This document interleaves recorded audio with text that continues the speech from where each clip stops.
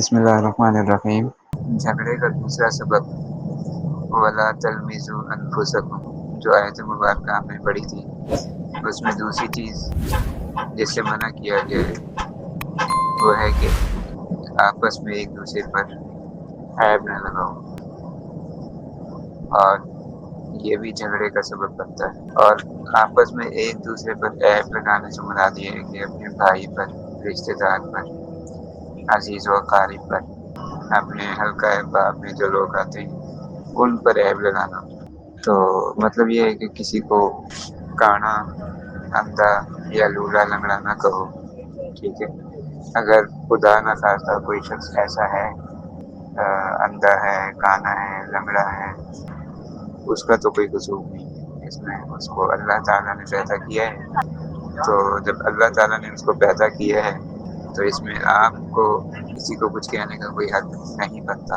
پھر اگلی بات یہ ہے کہ اللہ تعالیٰ نے اس کے اندر یہ عیب رکھا ہے، تمہارے اندر نہیں، تو اس لیے ہم لوگوں کو اللہ تعالیٰ کا شکر ادا کرنا چاہیے کہ اللہ تعالیٰ نے ہمیں یہ عیب پیدا کیا ہے، ہمارے اندر اس قسم کا کوئی عیب نہیں رکھا۔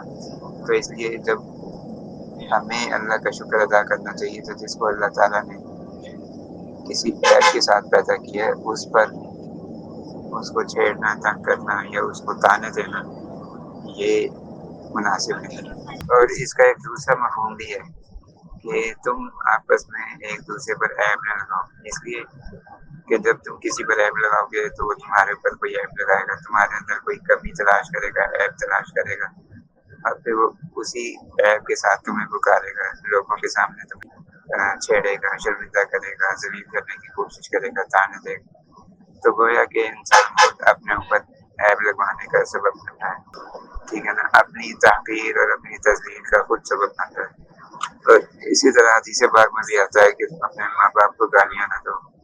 آپ علیہ السلام سے پوچھا گیا کہ اپنے ماں باپ کو گالیاں کون دیتا ہے؟ تو فرمایا جس کا مفہوم ہے کہ جب تم کسی کے ماں باپ کو گالیاں دو گے تو وہ بدلے میں تمہارے ماں باپ کو گالیاں دے گا۔ تو گویا کہ تم نے اپنے ماں باپ کو خود گالی نہیں دی، لیکن جب تم نے کسی کے ماں باپ کو گالی دی تو اس نے تمہارے ماں باپ کو گالی دی، اور اس طریقے سے گویا کہ تم نے اپنے ماں باپ کو گالی دلوانے کا تم خود سبب بنے ہو۔ جب آپ کسی دوسرے کے ماں باپ کو گالیاں نہیں دیں گے تو آپ کے ماں باپ کو بھی کوئی گالیاں نہیں دے گا۔ تو اس لیے کہا گیا وَلَا تَنَابَزُوا وَلَا تَلْمِزُوا أَنفُسَكُمْ، اس لیے کہا گیا ہے وَلَا تَلْمِزُوا أَنفُسَكُمْ کہ آپس میں ایک دوسرے پر عیب نہ لگاؤ۔